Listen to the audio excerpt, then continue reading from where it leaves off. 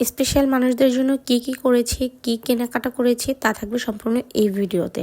আর সকাল থেকে এই ভিডিওটা স্টার্ট করে নিয়েছি। হ্যালো এভরিওয়ান, আসসালামু আলাইকুম, দিস ইজ নাফিজা। আশা করি সবাই ভালো আছেন। আলহামদুলিল্লাহ আমিও ভালো আছি। প্রতিবারের মতন সকালবেলা উঠে আগে আমি আমার বারান্দাটাকে দেখে নিচ্ছি।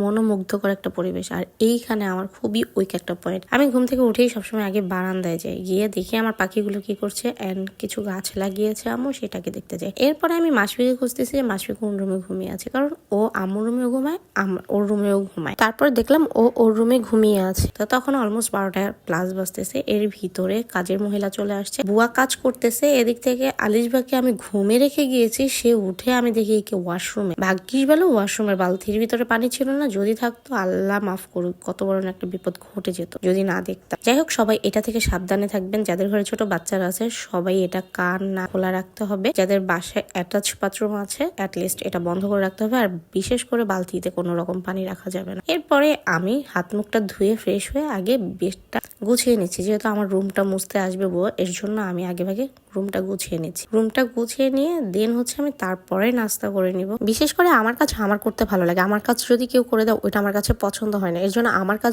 আমি সবসময় করতে স্বাচ্ছন্দ্য বোধ করি। যেটা মনে হয় যে না এটা আমার করলে পারফেক্ট, সেটা আমিই করি। তারপরে আমি ঘরের ফার্নিচার গুলো এক এক করে মুছে নিচ্ছি, কারণ ঘরের ফার্নিচার গুলো আমি প্রত্যেক দিন মুছি। তাও 10 তলার উপরে এত বালি কোত্থেকে আসে আমি চিন্তা করে কুল পাই না। তারপর আমার বেডশিট সবকিছু গুছে এই যে ফাইনাল লুক আমার ঘরের, মাশাআল্লাহ দেখছেন কত সুন্দর হয়েছে। এরপরে এগুলো করে দিন আমি রান্নাঘরে চলে যাব। শুধু রান্নাঘরে গেলেই তো হবে না, রান্নাঘরের জন্য প্রস্তুত সবকিছু নিতে হবে। ঘরে আমার ঠান্ডা ভাত ছিল, তাই আম্মুকে আমি বলতেছি আম্মু এটা কি ফেলে দিব? মা বলতেছে কেন, খাবারের জিনিস কেন ফেলবে? তো ঘরে গরুর মাংস রান্না করা ছিল, তাই আমি খিচুড়ি বসিয়ে দিয়েছি, ডালে চালে খিচুড়ি প্লাস গরুর মাংসের তরকারি। আর এদিক থেকে এক পোটলা আমি গরুর মাংস ভিজিয়ে নিয়েছি। আমার বান্ধবী আসবে বাসায়, ওর বিফ সিজনিং খুবই খেতে ইচ্ছে করেছিল, অনেকদিন ধরে বলছিল, তাই আমি হঠাৎ করে তো আর করতে পারি না বাবু নিয়ে। তাই সেদিন আমি বলতেছি যে তুই আয়, তারপর আমি তোর জন্য মেক করি। এরপর আমার বিফ সিজনিং করে নিয়েছি। আর এই যে খিচুড়ির ফাইনাল লুক, এরপর আমি গোসল টোসল করে দেন হচ্ছে আমি খিচুড়ি নিয়ে বসি। এর মধ্যে আমার ফ্রেন্ড চলে আসছে আর ওকে আমি বিফ সিজনিং খেতে দিয়েছি। ওর মুখ থেকে আপনি কথাগুলি শুনেন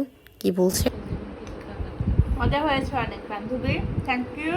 আমার কাছে খেতে দিয়েছি, তুমি আমার ইচ্ছা পূরণ করেছো।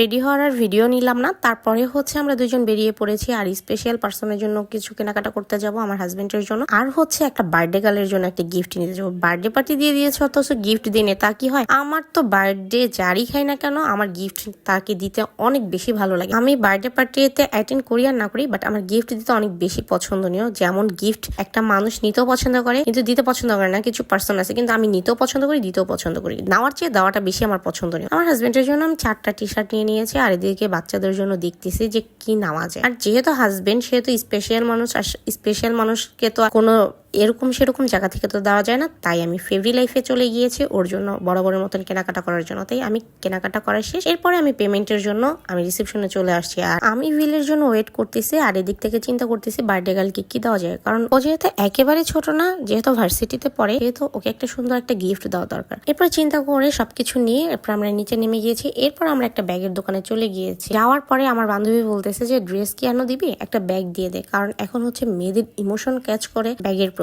তারপরে আমি ব্যাগের দোকানে গিয়ে আল্লাহ ওর জন্য ব্যাগ কিনতে গিয়ে আমাদেরই পছন্দ হয়ে যায়। তারপরে কি যেই ভাবে সেই কাজ, ওর জন্য একটা ব্যাগ নিয়ে নিয়েছি, আমার জন্য একটা ব্যাগ নিয়ে নিয়েছি। আর ব্যাগ দুইটা মাশাআল্লাহ অনেক সুন্দর হয়েছে। আমার ব্যাগটা তো আমার কাছে বেশ পছন্দ হয়েছে, তার গিফটটাও নাকি তার পছন্দ হয়েছে। আমি আসার সাথে সাথে তাকে গিফট দিয়ে দিয়েছি এন্ড সে আমাকে থ্যাংক ইউ জানিয়েছে, বলছে আপু অনেক সুন্দর হয়েছে গিফটটা। আসলে মানুষকে কি দিলাম না দিলাম, কত টাকা নিল না দিল, তার চেয়ে বড় কথা হচ্ছে গিফটটা যাকে দিব সে পেয়ে যদি খুশি হয়, ওইখানেই হচ্ছে সার্থকতা। আমার কত টাকা গেল না গেল ওই প্রতি আমার কোনো প্রবলেম নেই, আমারটা হচ্ছে সার্থকতা ওইখানেই, যদি সে একটা হাসি দিয়ে বলে যে এই জিনিসটা তার পছন্দ হয়েছে। তারপরে কি আমার জন্য এই ব্যাগটা আমি চুজ করে নিয়েছি আর এই ব্যাগটা আমার কাছে খুবই ভালো লাগছে, ছোটর মধ্যে ক্যারি করতে অনেক ইজি হবে। তাই এরপর এগুলি কেনাকাটা করার জন্য আমি একটা কোটি কেনার জন্য চলে গিয়েছি। কেনার কথা ছিল বোরকা, বোরকা পছন্দ নেই, তাই একটা কোটি নিয়ে নিয়েছি। আর এই কোটিটা আমার খুব বেশি পছন্দ হয়েছে তাই নিয়ে নিয়েছে, মার্কেটিং করিনি। এরপর কোটি নেওয়ার পাশাপাশি দেখতেছি যে বোরকাগুলি কোনোটা পছন্দ হয় কিনা। একটা দুইটা তিনটা চারটা এরকম দেখতে দেখতে কোনো বোরকাই আমার পছন্দ হলো না। তারপরে আমি পেমেন্ট করে দিয়েছি এন্ড আমার হাজবেন্ডের জন্য ওয়েট করতেছি যে সে আসবে, তাকে আসতে বলবো, এরপর তাকে সারপ্রাইজটা দিব, এরপর বাসায় যেয়ে তাকে ট্রায়াল দেবো। তারপরে সে আসতেছে এদিক থেকে, আমি বের হয়ে গিয়েছি এন্ড বাসায় আসার পরে তাকে সারপ্রাইজ দেওয়ার পরে দেখেন আমাকে হিরোকে কতটা সুন্দর লাগতেছে, মাশাআল্লাহ। সবাই মাশাআল্লাহ বলে যাবেন, কেউ নজর দিবেন না। আর আজকের ভিডিওটা যদি ভালো লেগে থাকে অবশ্যই একটি লাইক কমেন্ট শেয়ার করে দিয়ে যাবেন। দেখা যাবে নেক্সট কোনো ভিডিও নিয়ে। সেই পর্যন্ত সবাই ভালো থাকবেন। আল্লাহ হাফেজ।